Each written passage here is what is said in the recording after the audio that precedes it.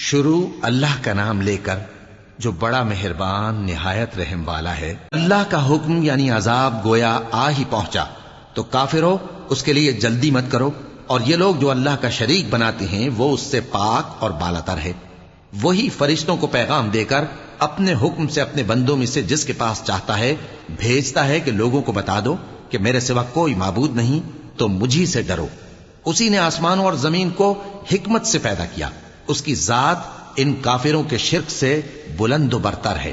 اسی نے انسان کو نطفے سے بنایا مگر وہ کھلم کھلا جھگڑالو بن گیا، اور مویشیوں کو بھی اسی نے پیدا کیا، ان میں تمہارے لیے سردی سے بچاؤ اور بہت سے دوسرے فائدے ہیں، اور ان میں سے بعض کو تم کھاتے بھی ہو۔ اور جب شام کو انہیں جنگل سے لاتے ہو اور جب صبح کو جنگل چرانے لے جاتے ہو تو ان سے تمہاری عزت و شان کا اظہار ہوتا ہے۔ اور دور دراز شہروں میں جہاں تم سخت محنت کے بغیر پہنچ نہیں سکتے وہ تمہارے بوجھ اٹھا کر لے جاتے ہیں۔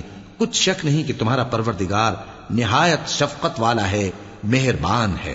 اور اسی نے گھوڑے اور خچر اور گدھے پیدا کیے تاکہ تم ان پر سوار ہو، اور وہ تمہارے لیے رونق و زینت بھی ہیں۔ اور وہ اور چیزیں بھی پیدا کرتا ہے جن کی تم کو خبر نہیں۔ اور سیدھا رستہ تو اللہ تک جا پہنچتا ہے، اور بعض رستے ٹیڑھے ہیں، اور اگر وہ چاہتا تو تم سب کو سیدھے رستے پر چلا دیتا۔ وہی تو ہے جس نے آسمان سے پانی برسایا جسے تم پیتے ہو، اور اس سے درخت بھی شاداب ہوتے ہیں جن میں تم اپنے مویشیوں کو چراتے ہو۔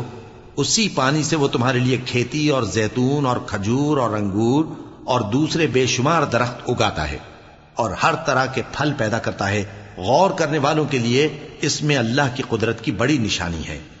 اور اسی نے تمہارے لیے رات اور دن اور سورج اور چاند کو کام میں لگایا، اور اسی کے حکم سے ستارے بھی کام میں لگے ہوئے ہیں۔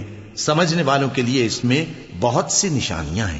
اور جو طرح طرح کے رنگوں کی چیزیں اس نے زمین میں پیدا کی سب تمہارے زیر فرمان کر دیں۔ نصیحت حاصل کرنے والوں کے لیے اس میں نشانی ہے۔ اور وہی تو ہے جس نے سمندر کو تمہارے اختیار میں کیا تاکہ اس میں سے تازہ گوشت نکال کر کھاؤ، اور اس سے زیور موتی وغیرہ نکالو جسے تم پہنتے ہو۔ اور تم دیکھتے ہو کہ کشتیاں سمندر میں پانی کو پھاڑتی چلی جاتی ہیں، اور اس لیے بھی سمندر کو تمہارے اختیار میں کیا کہ تم اللہ کا فضل معاش حاصل کرو اور تاکہ اس کا شکر کرو۔